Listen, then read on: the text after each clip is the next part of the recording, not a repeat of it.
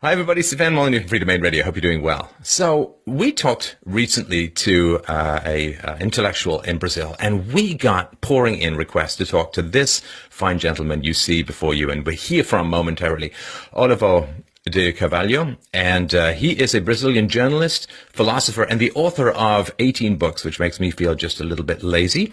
And website, YouTube, Facebook, Twitter will all be in the show notes. Olavo, thank you so much for taking the time today. My pleasure.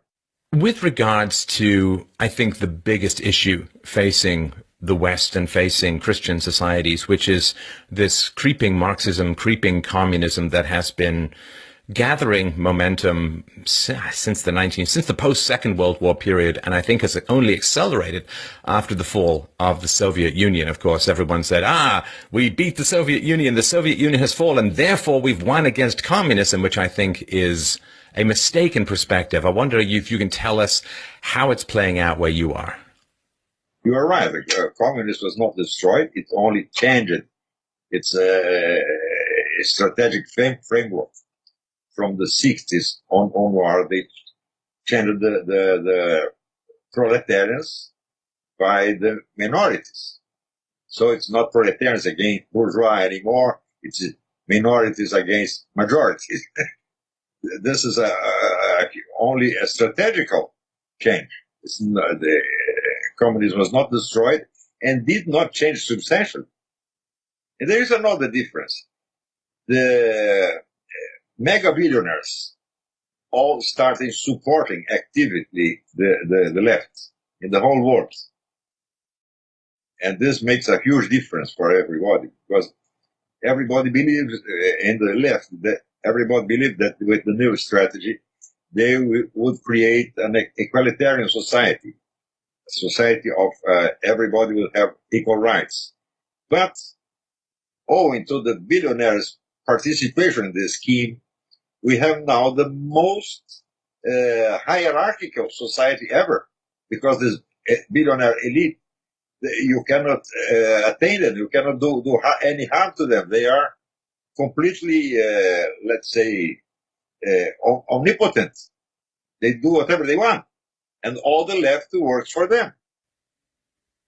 Right, because in a free market, you can, through hard work and intelligence and resolve, you can cycle through the classes. And in the free market, as we saw in America in the 19th century, classes tended to be rags to rags. In 3 generations, there was a constant cycle. But once you get a big, powerful government that can control significant aspects of the economy, the wealthy simply co-opt the government to protect themselves against competition from the poor and competition from overseas. Of course, and this alliance between the state and the mega billionaires is almost indestructible. And they are all against free market. They hate free market. Oh, and you can see that sometimes with the Republicans in America as well. Now, it seems to me that the original promise of the communist dictatorship, the dictatorship of the proletariat, was that you would get a greater economic output, greater economic productivity than the capitalist West. Now, from the 1920s onwards, it became very clear that not only did you not even remotely compete with the West, that you destroyed vast sections of your own economy and, in fact, your population under a communist dictatorship. Now, of course, rather than give up the ideals, I think, are all about power, not about economic productivity. That's just the bribe that you're offered. We'll make you rich if you obey us, if you submit to us.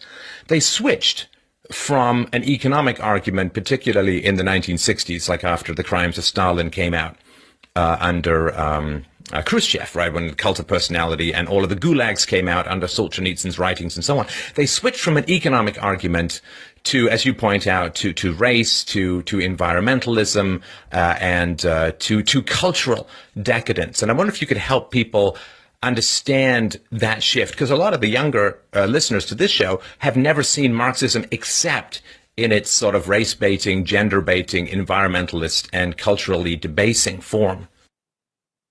But this new strategy was already proposed by the Hungarian philosopher Georgi Lukács in 1910, around 1910.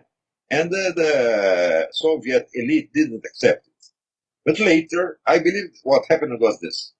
When the Soviets invaded Germany, the offices of Ludwig von Mises were in the eastern part. So all his archives fall in the hands of the communists. They have been reading this and saying, oh, this guy was right. Communist economy is impossible. He demonstrated this in a very simple way. That if there is no free market, things have no price. And if there is no price, you cannot make calculation of price. And so the planet economy is impossible. This is very simple and very true. So I believe they got persuaded, and they said, we have to create something new. And then they invented, as proposed, it's not economic anymore, it's social and psychological. And how does the Frankfurt School fit into this, which has, I think, done a lot to infiltrate the West, particularly the media, the news, and the campuses, of course. And as you point out, it has a kind of decadence to it that is materialistic and hedonistic and kind of gross, and was not allowed under Stalin's Russia at all. Georgi Lukács is not generally known as a member of the Frankfurt School, but he was, in fact, the creator of the Frankfurt School. And all the others didn't add too much to his thought. He said oh, everything that we saw appearing in the 60s was already in the works of Georgi Lukács, especially the book History and Class Consciousness, a very important book in the history of communism. And these people of the Frankfurt School only gave some aesthetical adornment to Georgi Lukács' thought. And so what was the purpose for these Marxists to take over the culture? What was their end goal and end game? Control people's minds. This is the thing that is most difficult to control is economy. So they said, well, you always thought in control the economy. Let's change the position. We give some freedom to economy and control everything else. We control the culture, we control education, we control the press, we control people's mind, and there is also some economic freedom that will not make do us any harm. As in China. In China, you have a certain margin of economic freedom, but the society is put under total control of the government, under other aspects, especially psychological. And the degradation of internal standards of morality, which we'll get to sort of the left's war on Christian morality in a sec, but the degradation and corruption of people's internal moral standards does seem to lead to me to a loosening of restraint, particularly sexual restraint. And what that means, of course, is you get a lot of moms who have kids but no father to provide for their kids, which makes them a huge base for the expansion of state power. You get addicts of various kind who are told that, drugs are cool and hip and so on. And you get people who don't add to their human capital because that's considered to be bourgeois and stifling your creativity. So there's a lot of loosening of self-restraint, which creates a lot of chaos in society. And then the government steps in and says, hey, we can help you with all of that. You just have to give up property. Of course, from the moment you decide to exploit every psychological insatisfaction, individual insatisfaction, there is no limit anymore. We have to destroy everything because everybody has some complaint against something. This guy is unsatisfied with his wife or with the sex in which he was born, and so on. You have to change everything and destroy everything. But in order to understand the things, you have to go back to Georgi Lukács. Georgi Lukács didn't care the least for morality. He used to share his wife with another guy. He was an immoralist. And all this thought in the 60s was deeply influenced by him. Right. You've got a good narrative or a good way of explaining how some of the Marxist ideals jumped the Atlantic Ocean, of course, from Europe in the Second World War and post-Second World War period, and landed particularly in American universities. And then, of course, with the GI Bill, what happened was all of these soldiers went into the universities newly populated by these Marxist ideologues, and this was a particularly virulent way that the virus of leftism spread throughout America and is still continuing to escalate now. Yeah, but Americans imported this guy. They imported Max Horkheimer. He was the leader of the Frankfurt School, and Theodor Adorno, and Habermas, and all the others, and Herbert Marcuse, especially Herbert Marcuse. And they infected America with all this poison. This guy, all of them were, as philosophers, they are very mediocre. But as political figures, political characters, they were very powerful. They influenced a lot of people, especially with the book, The Authoritarian Personality, which demonstrated scientifically that America was exactly the same as Nazi society. And many people believe in this. This is a huge stupidity, but many people believe it. Why do you think American intellectual life, I mean, America's been criticized for not producing any school of thought other than, I guess, pragmatism in the 19th century. Why do you think that American intellectuals were so strangely uninterested in pushing back against this Marxist infiltration of their intellectual life? And in particular, I'm thinking that in the realm of politics, particularly in the realm of the Foreign Service and so on, you at least had someone like Joseph McCarthy to push back against some of this narrative, who had a great deal of support from the American population. Was there anyone that I'm not aware of in North American or American intellectual life who saw this danger for what it was in the post-war period and pushed back against it? Well, Americans are generally mistaken about themselves because America has great philosophers, not only pragmatism. Pragmatism is only a part of the panorama. You have a guy like Josiah Royce. Did you read Josiah Royce? He's an absolute genius of philosophy. He had a pragmatical start, but then someone had the idea to send him to Germany to study. He absorbed the works of Friedrich Schelling, was also a great genius, in a guy who understood everything that was happening in the field of philosophy at the time. He saw all the monstrous character of the Hegel's heritage, and so on. He was aware of everything, but Schelling was not a lucky guy, because he had when he was young, he had a big success, but then he had a love affair with the wife of Friedrich Schlegel, the historian, and this was a scandal, and he got far from the university for 40 years. When he came back, he had changed into a huge genius, but nobody paid attention to what he was saying anymore. His two greatest books, that called Philosophy of Revelation and Philosophy of Mythology, were only read in the 20th century. Now they are discovering this now, and they are seeing how deeply Schelling understood the historical process created by Hegel and then later for Marx. He didn't know the Marx work, but knew Schelling very deeply, knew Hegel very deeply, and he saw this would not be a good thing. And Josiah Royce was a disciple of Schelling, and I believe he understood that the basis of society is human loyalty. He wrote a wonderful book called The Philosophy of Loyalty. He was raised in the West, the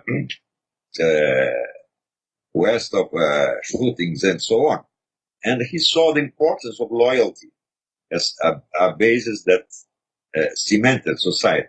This is very similar to the idea by Alain Périfitte, the former Minister of Justice of the Gaulle government, in the book The Society of Trusts, La Société de Confiance. It's a very great book. And Schelling and Josiah Royce had anticipated this idea. One of the most important bases of the free market society is loyalty and trust. Not universal distrust, as the Frankfurt School proposes. Well, these Frankfurters had at least a virtue. They were sincere. They created something they call it a negative dialectics. And they didn't propose anything. They want only to destroy everything. And they were sincere. And they really did it. Right. What is the path that you have traced between the Marxist infiltration of American higher education, or Western higher education for that matter, and what extremities we now see in the American left's dominance of universities? You know, the tearing down of statues, the banning of Shakespeare from the curriculum, this sort of endless war against white males, the affirmative action and race baiting and gender baiting and so on. What is the path so people who are considering university, which, you know, was a fairly unquestioned benefit in the past and now I think has some challenges in terms of justifying the cost benefit. What is the path between the post-war period and what people are seeing now in North American campuses? Well, situation is a little paradoxical because by one side you have this multitude of agitators and crazy people, drugged young people, and so on. And by another side you have the multi-billionaire elite that controls them. So this is a constant in history. The highest powers make an alliance with the, the underdogs. The underdogs to control everything that is in the middle, that is the majority. This is a very intelligent scheme and very difficult to stop. And this is what happened in America. You see George Soros and Zuckerberg and Bill Gates, all these people orienting and commanding these anarchists in the university. And the people is pressed in the middle, they squeeze it in the middle of this double pressure. Pressure from above and pressure from below. This is the same strategical scheme of the communist movement with another symbolic content.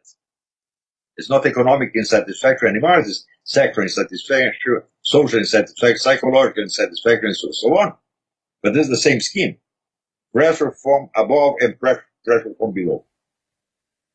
And there is this very frustrating doublethink or hypocrisy on the left where they use freedom of speech to promulgate their own theories, but then when other people come to criticize them, there's this shutdown of freedom of speech. And they understand the value of freedom of speech for their side.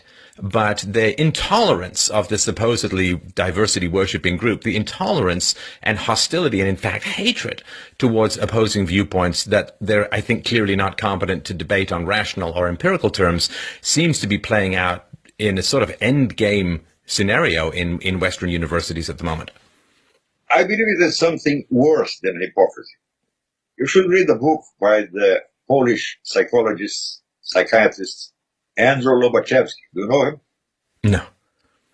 Yeah. This guy has been studying the Polish elite, communist elite, for 40 years. And he verified all these people are psychopaths. All of them, all the elite are psychopaths. And he discovered that when a country is governed by the psychopathic elite, everybody around gets hysterical symptoms. What is hysteria? Hysteria is to believe not what you see, but what you say. You say, you listen to it, and you persuade yourself. So you live in a parallel world, a world created by your own words. And, of course, these mega billionaires and most people in the government are all psychopaths. They have no morality, no sense of duty or good and evil, etc., etc. And they contaminate other people. But these people, the militants, the masses, don't get psychopaths. They get hysterical. And all those guys in the universe are hysterical. So they are not properly hypocritical because they don't know they are lying. They persuade themselves. And this self-persuasion is purely hysterical. I recommend his book, Dr. Lobachevsky's book is called Ponerology, from the Greek word poneros, that means evil. So ponerology is the study of evil in politics. It is a very important book. Dr. Lobachevsky could not find a publisher in the United States. He published his book in Canada. Huh. You are in Canada. Yes. Well, then this is interesting too, because I've seen this for the last year or so. There has been this leftist narrative that Donald Trump is somehow illegitimate because Russia hacked the election, and they've been looking and turning over rocks, and every now and then they find something that they think means something, and it turns out to mean very little, if anything at all.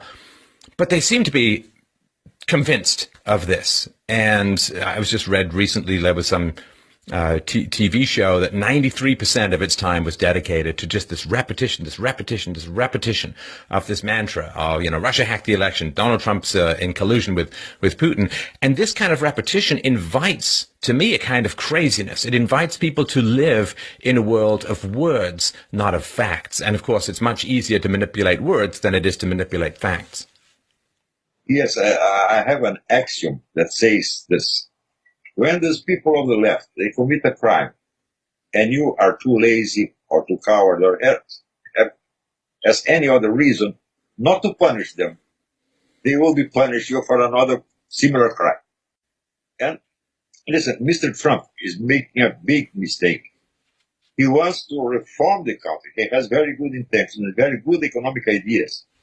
But he wants to do this before he destroys his main enemies and assure he has the control of the state machine. So it's the same thing as sawing a tree without having a saw. It's this impossible. I think he's I think he's known this for a while, but I think this is one of the reasons why he is focusing on CNN and some of the other networks at the moment, because I think he realizes that when you have this entire class of people who are incredibly influential, who are all dedicated with reframing everything you do in the worst conceivable light, of lying about what it is that you do, of whipping up hysteria against what it is that you want to do, then I think you realize you're in a battle of ideas. And of course, our goal as thinkers is to try and keep the battle in the realm of ideas, because, once it takes to the streets in clubs and guns, then thinkers have to sort of step aside and let rougher sorts take over. And I think he's getting how much needs to be reformed in how information is transmitted to the American public. Yes, but CNN is the hand of the monster. It's not his brain. His brain is Hillary Clinton and Barack Obama and all these mega billionaires. And I have a theory that politics is never a fight of ideas. It's a fight against people. Because ideas by themselves, they do nothing. If you don't have a guy in a position of power where he can take the decision and make things happen, nothing happens. So we have to neutralize not only certain ideas by certain people. Americans have all the elements to send Obama to jail. He committed a lot of crimes. Why they don't punish him? If you don't punish him, he will punish you, because he knows he's at risk. And I think also with the left in the West, they're being driven by so many people have ended up dependent on state power, on the state power to redistribute the income of the productive. And I think that the argument is not about ideas. Fundamentally, the ideas are a cover for the resource transfer, the resource acquisition. The guy who is the bank robber doesn't want security cameras installed. He doesn't want, fingerprint activated safes. He doesn't want the people behind the counter to be armed or anything like that. He wants the theft to be as easy as possible. And I think what's happened is now, formerly it was ideas that created the transfers, that created the population dependent on those transfers. But once you have that population, the ideas become to some degree irrelevant, because you now just have like half of Americans significantly dependent on the state for their income. Now, it's not about left or right. It's just about, I really, really want to keep having my free stuff because I've made really bad life decisions that need to be subsidized by other people. Yeah, we are going toward a society where everything is controlled, either by the state or the great fortunes, the big fortune. Everything, the ideas, the feelings, the interpersonal relations, and so on. Your speech, what you can say, what you cannot say. And this is a utopia that's much more fearful than communism itself. They are trying to create the perfect dictatorship because listen, in the Middle Ages, if you were controlled by a feudal lord, you knew where he lived. And he had no arms, no weapons that were so better as yours. He had a sword, you had a, sight. Had a sight, or an axe. So he was not so distant. The powerful people are not so distant from the common people. But nowadays, both the people in government as the billionaires, they are invisible. They are unattainable. And so they have absolute power already. And people don't know anymore who commands them. And they cannot do anything. They are like gods in Olympus, invisible. They are in a cloud of invisibility from which they control everything. You see, these people from the Bilderberg group, for 30 or 40 years, most people didn't believe the Bilderberg group existed. It was completely invisible. In Brazil, it was the same thing because they created an organization called the São Paulo Forum that gathered 200 leftist organizations. Some of them legal political parties, and some of them bands of drug dealers, all together to plan a new life, socialist life for the continent. For 16 years, all Brazilian media denied it existed. I was the only one that pay attention to the São Paulo Forum. No, that's not this. This is a theory of conspiracy. This only ended when the founder of the São Paulo Forum itself, Lula da Silva, confessed that it existed and confessed that, oh, it was São Paulo Forum who put our friend Chavez in power. Then everybody woke up, but it was late. For 16 years, they denied everything, as people denied the story of Barack Obama's documents. Big media is an instrument of this big money people and the government. Sorry, go ahead. Informations. If you control the flow of information, you control people's behavior. Of course, it's not, let's say, a material control. It's a statistical effect. Right. I have increasingly begun to look at the left's behavior as a confession of a devilish hatred towards Christianity. This seems to be, and it's something that was obscured to me for many years, both because of a lack of information and my own ideological limitations.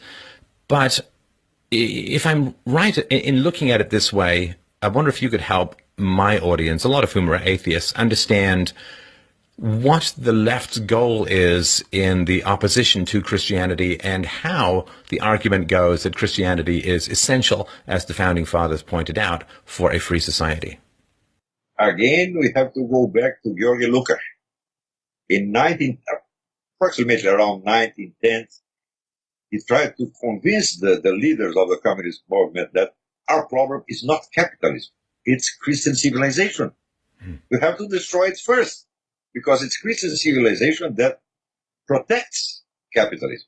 If we don't destroy the civilization, capitalism will be eternal. At first, nobody believed him, but bit by bit, the communist leaders got persuaded that he was right. And so their hate of Christianity is not without a reason. Christianity is the main obstacle to everything.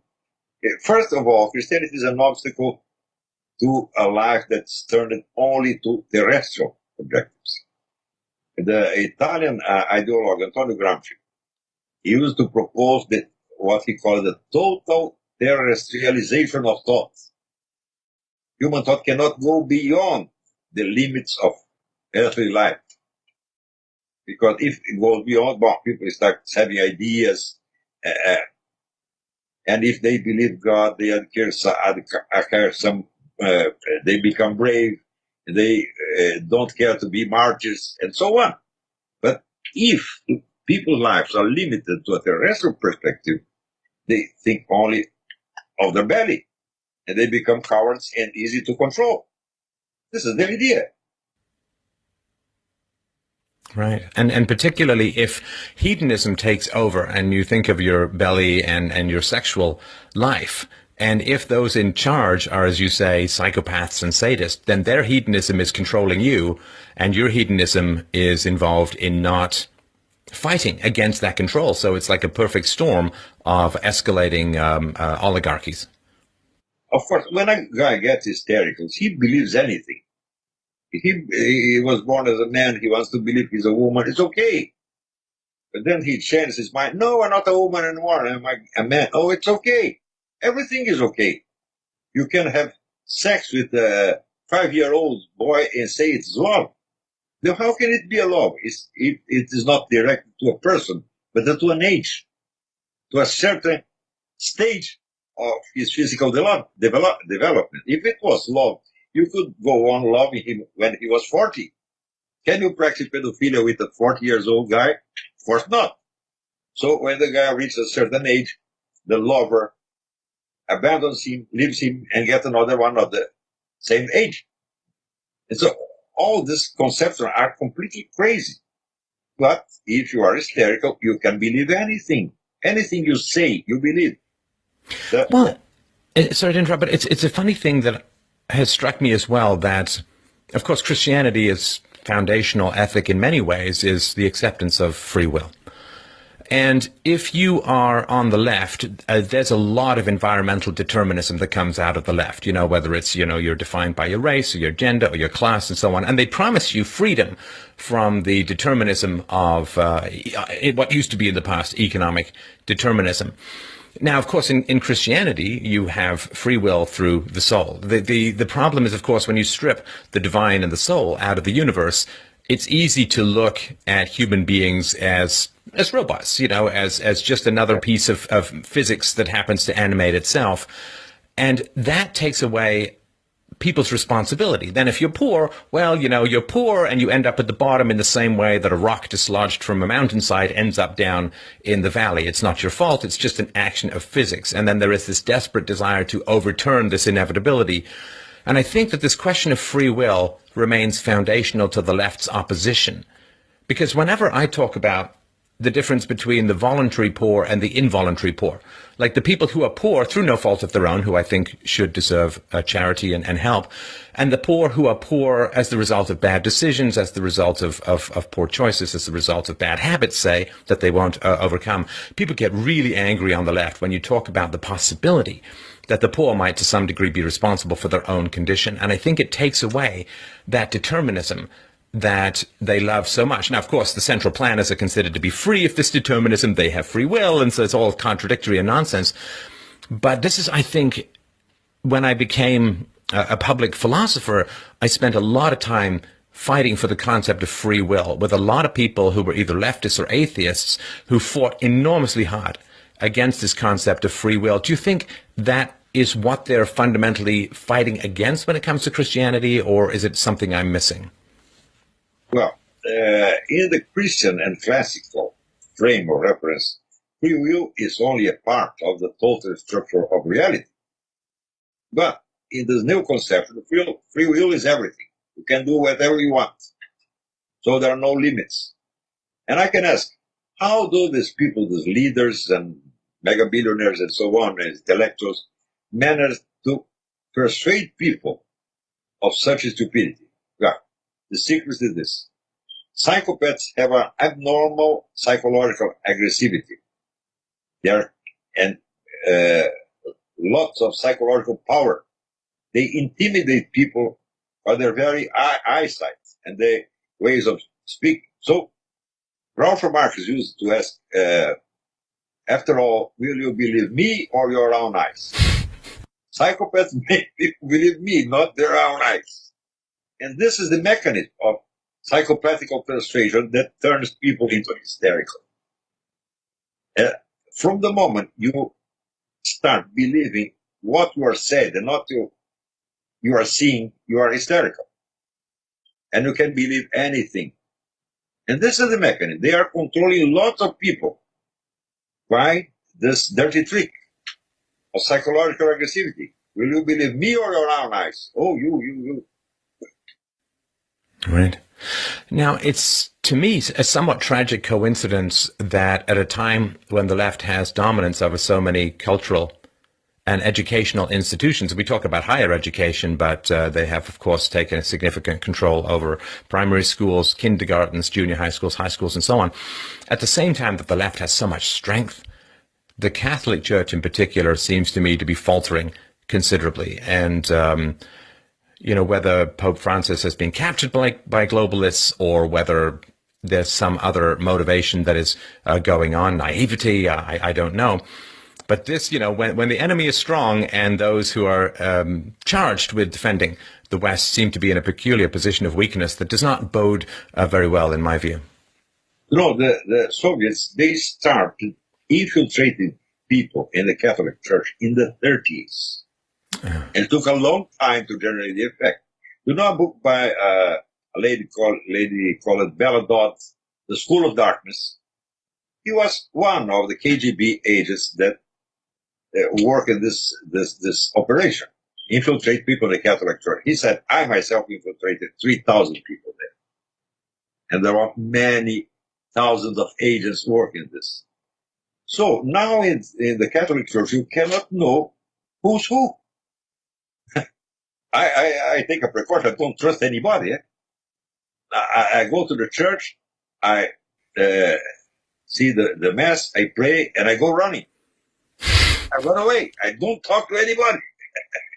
Because I don't know. This guy can be a danger of the KGB. We don't never know. I don't know even if the Pope is a real Pope, because there is reasons to suspect that he was put in the chair of St. Peter by George Soros and others. There is a Catholic traditionalist newspaper called The Remnant. They have publishing a lot of stuff, very serious stuff about this. So people ask me, well, this guy is the Pope or he's not? If the church will depend on me to answer this, she's lost. I don't know. Nobody knows. I mean, the church has the extraordinary power of excommunication to threaten those who seem to be working hand in glove with the leftists to destroy Western civilization, and the church could have an enormous amount of power in solving that. But yeah, as you say, I mean, whether the Pope was placed there or not, it's hard to see how it would be different either way in terms of how he's acting. Can you imagine the consequence for the Catholic flock when millions of people are receiving the communion from the hands of excommunicated guys? Huh? This is so fearful, so terrible, that people have got scared to imagine. They don't want to think of this because this is too bad to be true. But it's true. Right. I have been calling some bishops here as excommunicated. What they answer? Nothing. They're quiet. For you're not a bishop, you are excommunicated. And I said this to many of them. They cannot answer anything. They know they are excommunicated. Now, I wonder if you could help, we'll close this conversation off, which I really appreciate. I wonder if you could help people understand your journey to where you are in terms of a free market advocate, a passionate defender of Western civilization values, which I would argue is just moral values as a whole for the most part. But you didn't start here. You started at a very different place. I wonder if you could help people understand your journey to where you stand now and the positions that you hold now versus when you were younger. Well, when I was young, I belonged to a leftist organization for some time. Not because I was persuaded of Marxist theory or something. At that time, we had a military dictatorship, a right-wing military dictatorship. And everybody wants to fight the dictatorship. The most logical channel to do it was some leftist organization.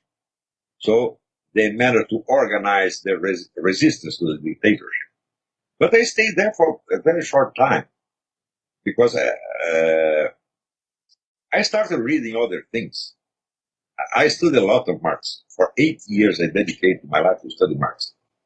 And I studied so much Marxism that I had the idea, well, in order to understand a theory, you have to understand what is against it.